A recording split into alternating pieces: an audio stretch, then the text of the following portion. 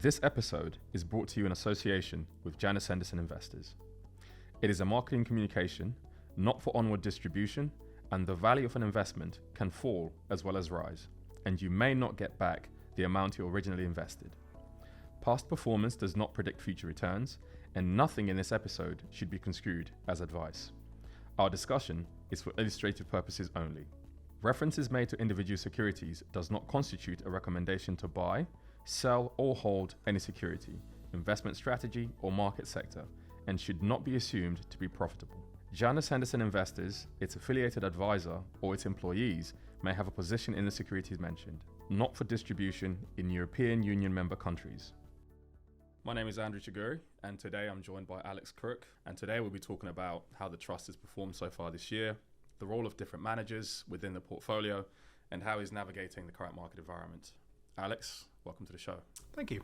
It's been a difficult year for global equity markets. Looking at the first half of the year, stock markets had their worst first half in the last 50 years, and the last 3 months really haven't got any better. How has the trust performed over that period? Well, clearly it's investing in equities, so it's fallen in value.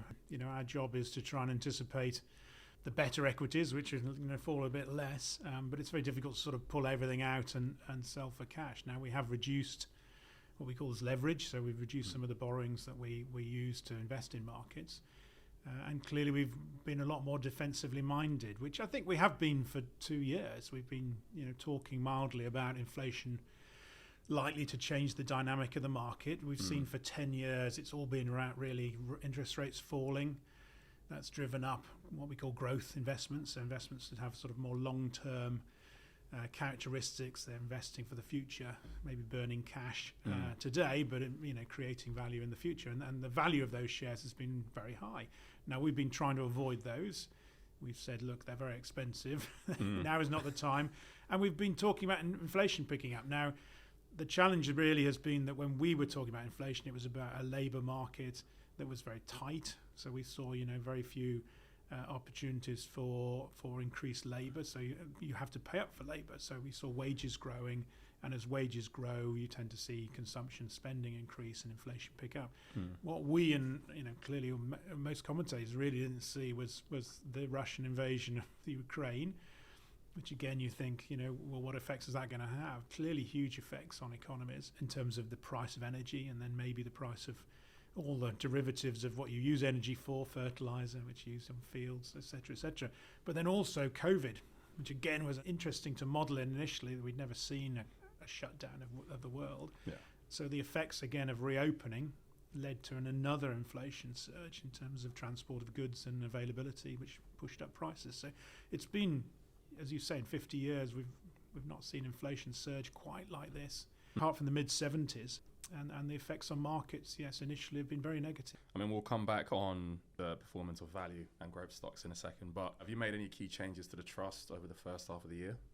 So I think, first of all, reducing some of the exposure to some of the higher growth names. So where we just see in life, particularly, it's more about the valuation of these shares. As, the companies themselves are doing okay, and some of them are growing. But if the market is going to say, well, I'm not going to value these shares in the same way, then you can see share prices halving and actually earnings stay the same with expectations. So that's going through the portfolio and trying to see where the risk is to some of the valuations that are being paid, and therefore trying to remove some of those names. We've also been selling some of what we call consumer discretionary stocks. So this is where, probably bigger ticket items, so cars, autos, holidays, things that can be deferred if spending is tough. So we've been removing some of those names, keeping non-discretionary, which again is things that just keep consumers keep spending on and must spend on, and then also looking as well, I think, through the UK portfolio, which has been very strong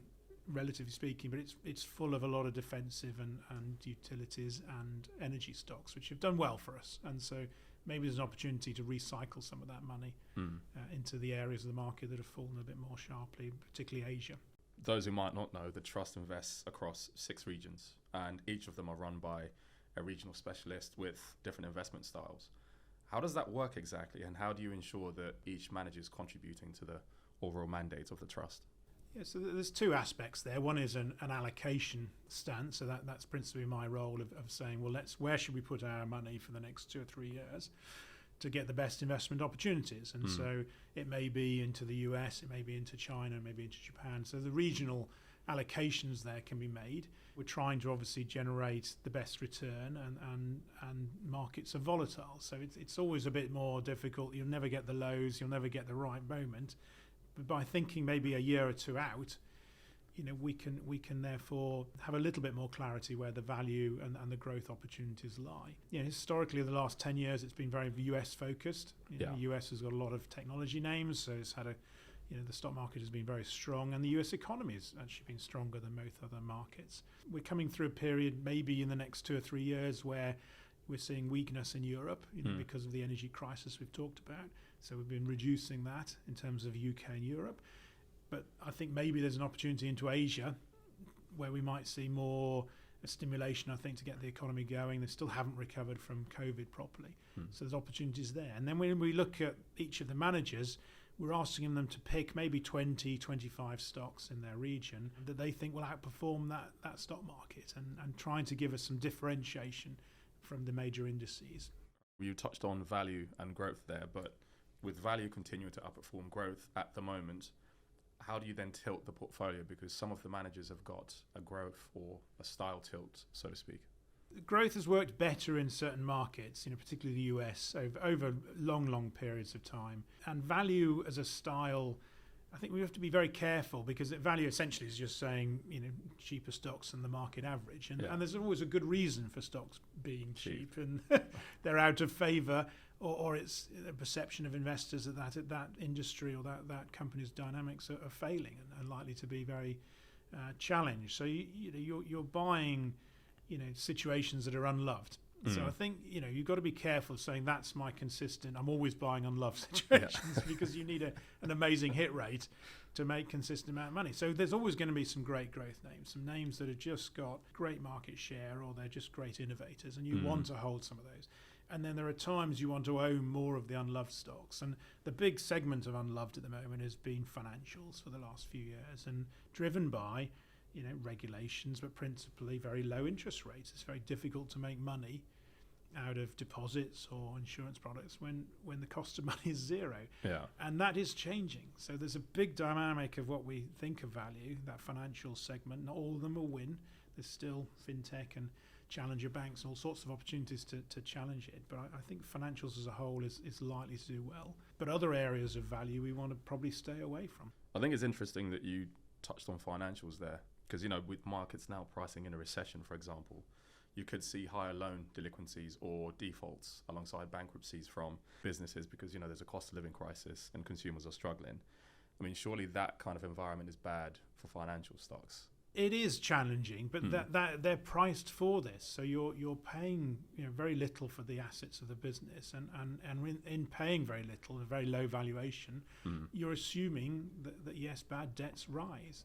But on the other side of that, the clients, it's a very, the core business is very sticky, as it were. Credit cards get used. Cash gets borrowings, generally are paid back. Very few borrowings actually are defaulted upon. Our view of this recessionary cycle is it's a squeeze on spending, but it's less likely to be a big lead to a lot of job losses, because, as I said, governments will help out. I think the US market is likely to be a much softer landing or a modest recession. So we're not seeing a lot of job losses. We shouldn't see a lot of delinquencies. And I think the market's already pricing in quite a harsh environment for the banks. And don't forget, the cash deposits will start to earn ever more incremental amounts of money. Their core business, they sit on a lot of cash. Insurers, banks, the business is founded on a big cash float. And that should earn incrementally more as rates go up. In our previous episode, you spoke about inflation, and we spoke about companies being able to pass down those higher input costs. Is that still the case? Are companies still able to pass down those rising costs to consumers, or are margins getting squeezed tighter and tighter as the year progresses? I mean, I have to say, over the summer, we've not seen that squeeze on what we call it volume, so the amount of things that they sell. The prices have gone up, and consumers have tended to pay the price, and companies. Now, that can't go on forever. So I think, again, the market is telling you that by share prices. falling, that we're going to see some demand destruction. We're going to see some people just not buying as much stuff or trading down. Now, the trading down we're clearly seeing. So, consumers are looking for better value in their purchases. So the more discounters and the low cost operators are seeing a better side of the business than the higher. But it is going to be, I think, we're looking forward in the glass ball, as it were, the looking glass here, and trying to understand just how far it goes. And I think historically, yes, margins will have to come down. But share prices are factoring a lot of that in. The Fed has said that it will keep at it until the job is done, and that's regarding inflation. Now, consequently, that has raised the odds of a recession, with some predicting a hard landing. How do you prepare a portfolio for such an environment? Well, as I say, it's about trying to make sure that the companies we invest in are good quality. So and in quality we mean they're not too they don't have excessive borrowings. So again, if you're going to see lower margins or lower volumes, you don't want to be continuing to pay very high levels of interest for deposits, because that's for loans. That's where life gets difficult. So looking for resilience, businesses that can weather this environment for the next year. And are likely to come out winners, so they're low cost producers, or they're able to put prices up. So it's trying to look at resilient businesses that are not too stressed, and equally, trying to avoid the other areas of the market that are likely to see pricing pressure. Ultimately, it's very difficult to avoid all this, and we have to sort of be aware of that, but not be in a position where when we come out of this, and I think economies will bounce quite quickly. The energy crisis, you could see ways of it easing quite dramatically next year, and governments are stepping in. So, one shouldn't be too defensive. That markets could respond quite quickly, and we've seen historically all it takes is an easing of pressure or an easing in the bad news. It doesn't necessarily need good news. It just needs you to think it's not getting worse. And we've seen some of that in the US market over the summer. There is a groundswell that US inflation has peaked. The July, August figures could have been the top. Now, whether it comes back sharply, and the reason here is US has got, is priced in dollars, so they're not seeing quite the steepness in terms of energy prices. It's not reliant on European gas. They generate their own energy, and so there's lots of reasons to think the US may have peaked. Now, interest rates, the Fed is always going to say rates are going to keep. They need to have quite a lot of bark in here to remind people to not go back to spending lots of money. So I think we may have seen some of the worst in the US, but we'll have to see how the coming months go. Looking at the US, you have about 37% of the portfolio allocated to the US. However, unlike other trusts within your sector, that exposure is not dominated by tech stocks. As we've seen earlier on this year, the tech sector has obviously gone through a significant re-rating. Have tech valuations become more reasonable now? And what do you need to see before you can consider or increase your exposure to that space again? So historically, we've had plenty of tech ideas, and it's just over the last 2 years we just got more and more challenged on the valuations as they got higher and higher. The opportunity in owning them gets more risky, and we've seen that in the last 12 months as those prices have rolled over in a lot of sectors. So definitely they are getting more affordable, without a shadow of doubt, and there's still lots of innovation going on. So there's some very interesting companies doing some fascinating things in the market. So definitely the opportunity set is opening up. Is it now the time to reverse that? Not yet, because as I said, I think we need to have a little bit more confidence in US rates sort of peaking and rolling over. So we're bound to get quarters and months where some of those tech ideas are more in favour.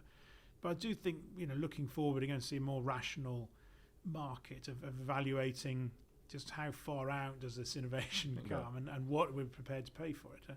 I think life will get harder for those companies raising money from private equity and other sources, and that's their lifeblood. They grow as a private company, and they're consuming cash. So if price of cash is rising, it's going to get harder to have that lifeblood, as it were, before they hit the public markets. So we'll keep plenty of tech ideas. We've got some great ones in the portfolio, but I think it'll just be a more modest amount of the portfolio relative to some other segments. I mean, I think one of the names within the portfolio is Microsoft, which has been a long-term core holding within the portfolio. What is it that you like about Microsoft, and why has it retained a place within the portfolio for so many years? I think there's a couple of aspects. One is, it's a company that's been, relatively bold in terms of continuing to make acquisitions to grow key parts of the business. So when you look at it, in its early days, it was an operating system, and making good money there. But they were innovative enough to know, well, that wasn't enough, and that the market share, there could be opportunities for people to eat into that market share. So then they developed, new products like Excel, Word, and applications that we all now, are core to what we do. So they innovated, and they bought some of these businesses, and then into browsers, which again they developed. And we've seen them in the last few years into both bits of hardware. They tried mobile phones and work, but other areas of hardware are working quite well. And then ultimately the cloud and Azure, their business going on into the data into the cloud. So I just like the management, use the cash flow that the core business generates to continue to think about growth opportunities and how the world will change. And they're not the most innovative, but they're very good, I think, allocators of that capital. And what we also get is a very nice dividend. So not only do we get earnings growth, it's a company that's prepared to give some of that cash they generate back to investors. So I like that mix of both growth and income in this stock. Yeah. Though performance over the short term has been challenging, the trust has a strong capital and income record over the long term. Let's say you have a crystal ball. How do you see the market playing out over the next year or so, and what is your outlook for dividends over that period as well? So maybe starting with the dividends. I mean, dividends are a function of corporate earnings. If you're not growing your earnings, then it's difficult to grow your dividend. Some do, but most will either hold the dividend or in extreme cases cut it. Now, I've said we're looking for good quality names that are not under pressure from too much borrowing, but therefore we will be a function of earnings growth will affect dividends. Now, some segments, I said, maybe financials actually accelerate some of their income if they start to do better. So I think the trust has a mandate to grow its income, its dividends above inflation over the long term. Clearly this year with inflation at 10% or so, it's quite a challenging point to grow it. We've already forecast a minimum of about 5% growth in the dividend this year.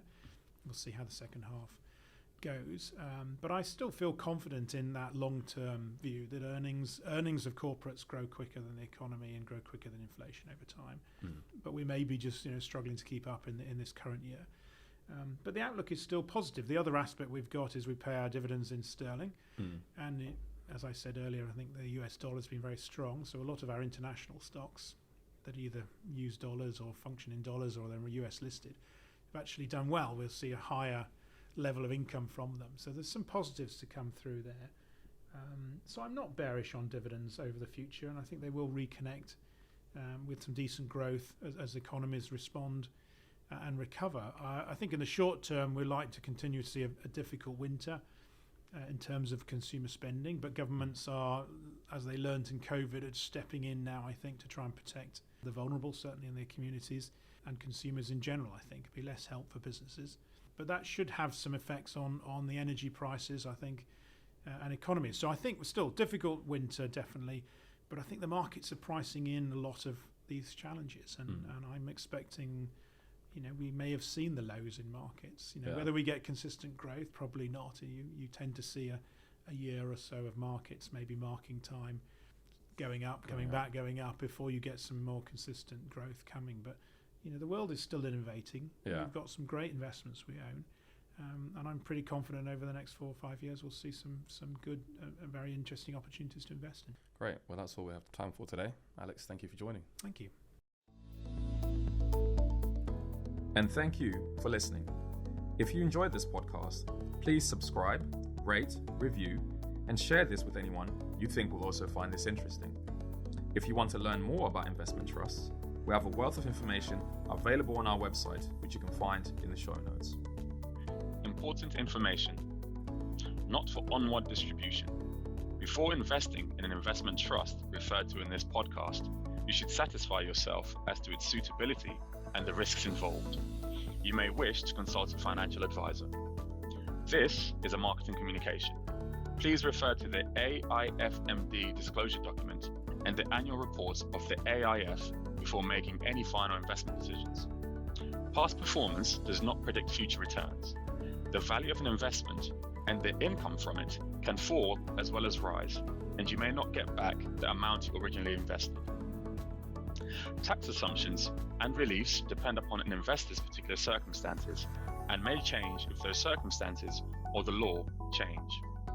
Nothing in this podcast is intended to or should be construed as advice. This podcast is not a recommendation to sell or purchase any investment. It does not form part of any contract for the sale or purchase of any investment.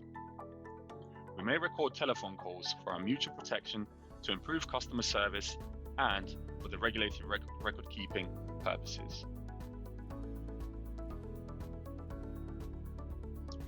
Issued in the UK by Janus Henderson Investors. Janus Henderson Investors is the name under which investment products and services are provided by Janus Henderson Investors International Limited. Reg number 3594615. Janus Henderson Investors UK Limited.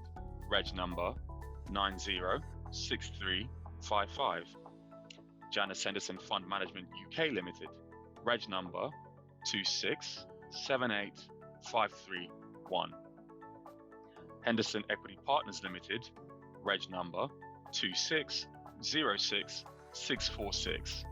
Each registered in England and Wales at 201 Bishopsgate in London, EC2M 3AE, and regulated by the Financial Conduct Authority. And Henderson Management S.A. Reg number B22848 at 2 Rue de Bitbourg, L1273 Luxembourg, and regulated by the Commission de Surveillance du Secteur Financier. Janus Henderson. Knowledge Shared and Knowledge Labs are trademarks of Janus Henderson Group plc or one of its subsidiaries. Copyright Janus Henderson Group plc.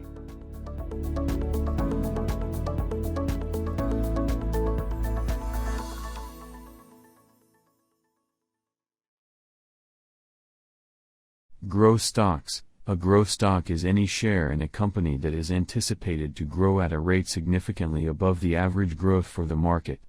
These stocks generally do not pay dividends. This is because the issuers of growth stocks are usually companies that want to reinvest any earnings they accrue in order to accelerate growth in the short term. When investors invest in growth stocks, they anticipate that they will earn money through capital gains when they eventually sell their shares in the future.